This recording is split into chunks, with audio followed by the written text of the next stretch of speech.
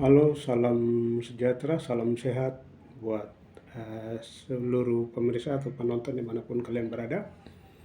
Pada video kali ini tuh saya akan bicara tentang masyarakat adat, karena kemarin ada perdebatan di dalam perdebatan cawapres yang kemudian ada satu isu tentang masyarakat adat. Nah, ini sebenarnya penting karena bagaimanapun itu, misalnya negara itu selalu dibangun dari komunitas masyarakat adat. Nah, mestinya itu komunitas masyarakat adat itu harus ditempatkan sebagai masyarakat yang memiliki hak konstitusional dan satuan kehidupan mereka yang kemudian mestinya itu kan harus diproteksi, harus dilindungi, harus diselamatkan.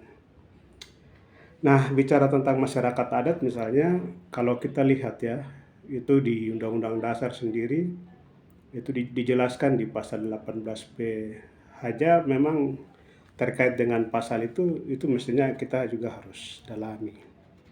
Misalnya di pasal 18B itu dia bilang bahwa negara mengakui dan menghormati satuan-satuan atau kesatuan-kesatuan masyarakat adat selagi itu masih ada dan masih berlangsung misalnya.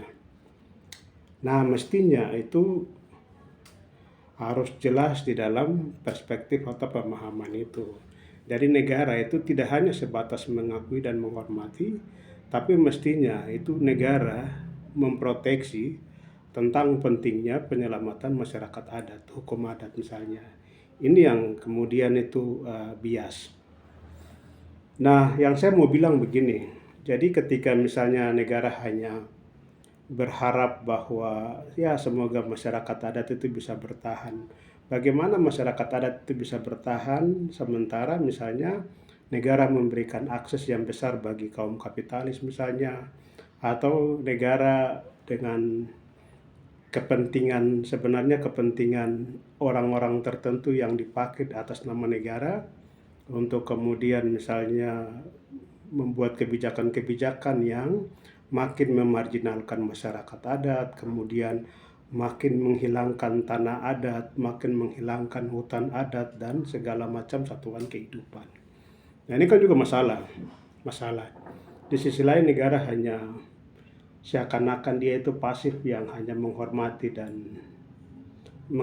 satuan-satuan masyarakat adat dan mengakui, tapi di sisi lain ada kebijakan-kebijakan lain yang sebenarnya itu turut mendegradasi tentang masyarakat adat. Nah, ini kan sebenarnya itu hal yang sangat saling kontradiksi antara satu dengan yang lain. Nah, kalau kita lihat debat kemarin misalnya, di debat kemarin ini kan kalau boleh dibilang semua para calon ini kan mereka bukan lahir dari masyarakat adat misalnya.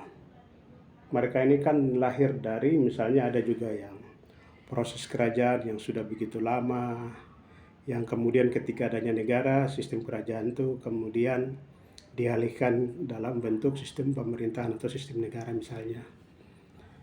Nah, dalam posisi seperti begitu, bagaimana mereka kemudian memaknai satuan kehidupan masyarakat adat yang kemudian dalam kebijakan yang hendak didorong atau disampaikan itu seakan-akan mengerti dan memaknai bahkan sampai dengan mengetahui sampai ke dalam inti tentang masyarakat adat. Ini kan juga kemudian masalah. Karena kalau seperti begitu maka orang tidak akan melihat masyarakat adat itu penting begitu. Itu bisa dibuktikan dengan di misalnya pasal konstitusi di pasal 18B itu sendiri tidak sampai sekarang ini kan tidak dijalankan dengan semaksimal mungkin misalnya. Kebijakan-kebijakan justru turut serta dalam misalnya memperusak dan menghancurkan masyarakat adat.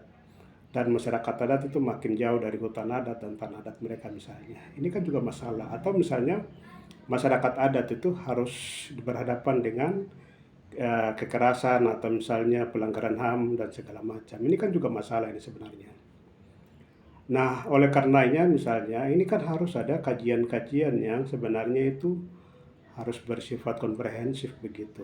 Nah, misalnya kalau logikanya itu mau dibikin undang-undang itu juga tidak cukup, karena undang-undang ini kan selalu bersifat general. Nah, bagaimana kebiasaan masyarakat adat di satu tempat dengan yang lain itu berbeda. Kemudian misalnya adat istiadat yang berbeda.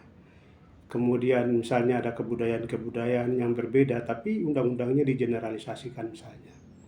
Nah, ini kan juga fatal. Nah, dalam semangat seperti begitu, itu sebenarnya yang bermasalah itu kan di konstitusi yang bersifat tertulisnya, itu yang sebenarnya bermasalah. Misalnya dari di pasal 18B itu tidak jelas, karena itu lebih kepada norma yang sebenarnya normanya norma kabur, karena dia kabur karena misalnya tidak ada satu penegasan bahwa misalnya negara melindungi misalnya masyarakat, satuan masyarakat adat. Nah, bentuk perlindungannya seperti apa itu kan kemudian bisa diturunkan dalam undang-undang misalnya. Tapi itu tidak dimasukkan misalnya dalam pengertian melindunginya, itu dilindunginya. Tapi lebih kepada misalnya mengakui, kalau ada ya diakui, kalau tidak ya sudah. Jadi kebijakan-kebijakan yang turut menghancurkan itu ya sudah, itu dianggap bagian dari konsekuensi logis dari pembangunan lah, kemajuan, padahal itu justru bertentangan dengan semangat konstitusional yang sebenarnya itu tidak tertulis begitu, karena eksistensi masyarakat adat itu harus dilihat dalam satuan kehidupan yang mestinya harus dihormati dan dihargai.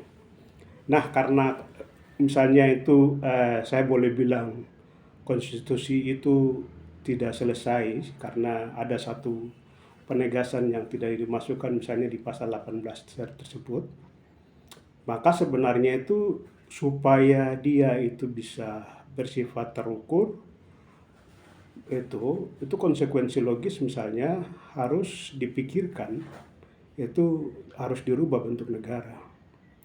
Jadi kalau bentuk negara itu kesatuan, maka mestinya itu kan supaya masyarakat adat ini bisa selamat, bentuk negaranya yang harus dirubah dengan bentuk federal. Indonesia ini kan sangat luas, itu yang pertama.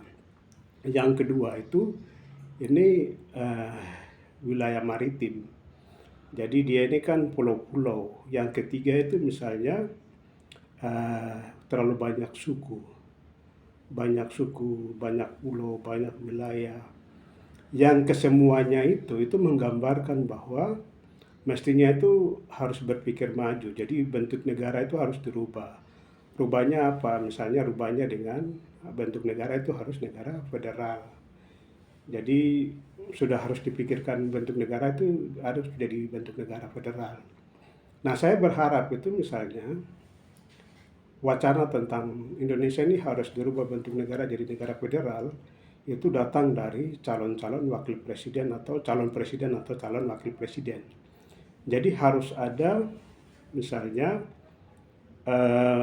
harus ada cara berpikir yang terukur, yang kemudian kebijakan-kebijakannya itu bisa berdampak langsung kepada keselamatan seluruh warga negara. Dan saya juga melihat bahwa kalau misalnya setiap wilayah itu mau dihargai eksistensi wilayahnya, terus misalnya kebinekaan itu dilihat penting untuk diselamatkan, agar misalnya rasisme itu juga hilang, agar tidak ada sentralistik dan segala macam, bentuk negara itu memang harus dirubah. Jadi salah satu untuk memajukan bentuk negara ya, memang juga harus dipikirkan tentang bentuk negara itu harus dirubah dengan bentuk negara federal. Menarik sekali misalnya dulu Romo Mangun juga misalnya mengusulkan bahwa Indonesia itu layak menjadi negara federal.